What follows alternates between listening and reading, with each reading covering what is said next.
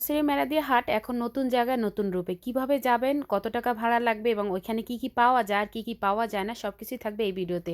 Hello everyone, আসসালামু আলাইকুম। কি অবস্থা, সবাই কেমন আছেন? আশা রাখছি সবাই ভালো আছেন। আলহামদুলিল্লাহ, আল্লাহ রহমতে আমরা সবাই ভালো আছি। আজকে চলে যাব বনশ্রী মেলাদিয়া হাটে। আর বনশ্রী মেলাদিয়া হাটটা 50 বছরের বেশিও হবে এখানে হাট বসে। আগের জায়গাতেই বসতো এতটা বছর ধরে, কিন্তু এখন বিগত কয়েক সপ্তাহ ধরে নতুন একটা যে জায়গাতে বসে সেটা এখন মেলাদি হাট নামেই পরিচিত। যদি বলেন নতুন জায়গা এখন কোথায় হাট বসে, সবাই দেখিয়ে দেবে। আগের জায়গাটা থেকে একটু পূব সাইডে বসে, যেমন হলো মেন রোডের অপর সাইডে যে ভিতরে জিনিস বললে সবাই খুব ভালো করে দেখাই দিতে পারবে, সেটা হলো কলার আড়ত কোথায়। কলার যে আড়ত আছে সে আশেপাশেই এই বাজারটা বসে। তো আমি যেহেতু রামপুরা থেকে গেছি, তাই আমি চেষ্টা করছিলাম একটু রিক্সা নেওয়ার জন্য।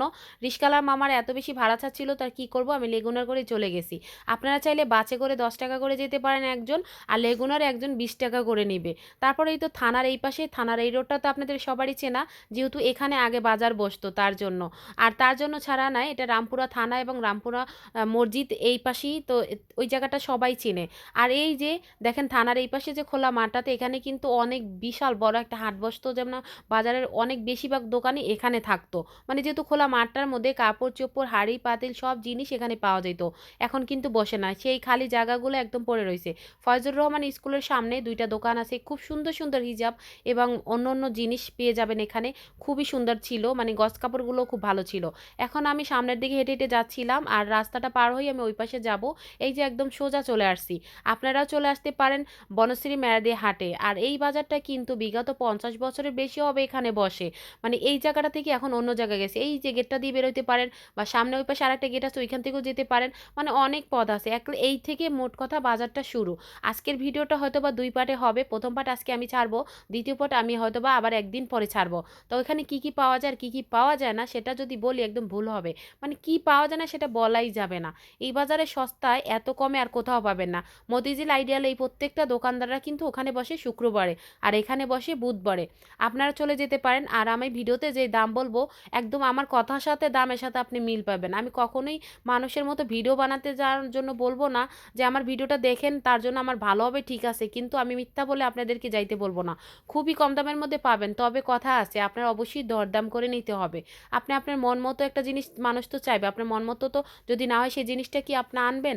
আনবেন না তো। তো এখানে যারা গাছ লাগান বা মানে ছাদের উপরে গাছের পরিচর্যা করতে চান, সেজন্য তো অনেক জিনিসই লাগে লোহার, তো এই জিনিসগুলো নিতে পারেন এখানে বাজারের শুরুতে। তারপরে যে যে বাঁশের তৈরি জিনিসগুলো যারা আমরা এখন ঘর সাজাতে অনেক বেশি পছন্দ করি, তারা কিন্তু এখান থেকে কাস্টমাইজ করেও নিতে পারবেন। আমি অনেকে জিজ্ঞেস করছিলাম যে আপনি যদি যেরকম আছে এরকম করে দিতে পারবেন, বলছে হ্যাঁ, আমার সাথে এসে যোগাযোগ করলে এই সপ্তাহে আমাকে বলে গেলে পরের সপ্তাহে নিয়ে আসবো। তো এই বেতের জিনিসটার দাম চাইছিল আমার কাছে 130 টাকা। আপনারা এটা দরদাম করলে হয়তো বা আরও কমে নেওয়া যাবে, যেহেতু তার জিনিস সে চাইতেই পারে। তো প্রত্যেকটা জিনিস খুবই সুন্দর ছিল, কি বলবো। আর এই আমার ভিডিওতে যে দামগুলো বলবো, আপনারা শুধু যাই দেখবেন মিল আছে কিনা। যদি আমার প্রথম চ্যানেলে যদি আমার নতুন ভিডিওটা হয়ে দেখে থাকেন, থাকেন তাহলে আপনার কাছে ছোট্ট একটি অনুরোধ, প্লিজ ফুল টাইম ভিডিওটা দেখে আমার চ্যানেলে নতুন হয়ে থাকলে চ্যানেলটি সাবস্ক্রাইব করে দিয়ে যাবেন। অবশ্যই তাতে আমার একটু হলেও লাভ হবে, এবং ভালো লাগলে অবশ্যই লাইক দিয়ে যাবেন, ঠিক আছে, আর সুন্দর একটি কমেন্ট রেখে যাবেন। তারপরে যে হাগরা বিক্রি করে, এটা আমাদের বরিশাল হাগরা বলে, এটা মাছের পাশে দিয়ে খেতে অনেক বেশি মজা, এবং শুটকি দিয়ে 20 টাকা করে বিক্রি করতেছিল কালা। তার সামনে দেখতেছি জুতা বিক্রি করতে। শীতের মধ্যে এই জুতাগুলো আমাদের কম বেশি সবারই প্রয়োজন হয়। এই জুতাগুলোর দাম ছিল 50 টাকা 100 টাকা করে, তবে সাইজ বুঝে দাম। আর তার পাশেই দেখতেছি ভ্যানে করে গেঞ্জি বিক্রি করতেছে দাঁড়ায় দাঁড়ায়। 2 পিস 100 150, 2 পিস 100 150। তো এত ভালো লাগছিল গেঞ্জিগুলো, কি বলবো। বিশেষ করে প্রত্যেকটা গেঞ্জি খুব সুন্দর ছিল আপনার গেলে। আর এই শীতের দিনে যারা আমরা খুব কম টাকার মধ্যে শপিং করতে চাই, তারা কিন্তু এই মেলাদি হাট তাদের জন্য একদম অনেক বেশি, কারণ শীতের পোশাক এখানে বেশি পাওয়া যায় অন্য অন্য পোশাকের চেয়ে। তারপর সুন্দর সুন্দর চাদরও পাবেন। তো দেখুন প্রত্যেকটা ভাইয়া আপুরা সবাই কিন্তু কিনতে আসে। আর আমাকে বলতেছিল দোকানদার যে আপু আমাকে একটু উঠাই দেন, আমাকে একটু ভাইরাল করে দেন। যাই হোক, আমি কারো মুখ উঠাই না, দুই একটা হয়তো ভবিষ্যৎ উঠে যায়, মানে দেখা যায় ভিডিওটা করতে গেলে উঠে যায় হুটহাট করে, কিন্তু আমি এছাড়া কারোর মুখ দেখাই না। কারণ সবারই ফ্যামিলি থাকে, সবাই অনেক ফ্যামিলিতে জানে যে কেউ এরকমের করে না, তো যদি করে হঠাৎ করে দেখলে সমস্যা হতে পারে। কিন্তু এই দোকানদার আমার বারবার বলতেছিল যে আমার একটু ভিডিও করে দেন। আমি মজা করে বলছিল, কিন্তু আমি করি নাই। তারপরও আপনারা কিন্তু পেয়ে যাবেন একদম বাজারে ঢুকে শুরুর দিকে এই দোকানদারকে। তো আমি আজকের ভিডিওটা বেশি বড় করব না, কারণ পরের পার্টে নিয়ে আসবো আরও কি কি আছে না আছে।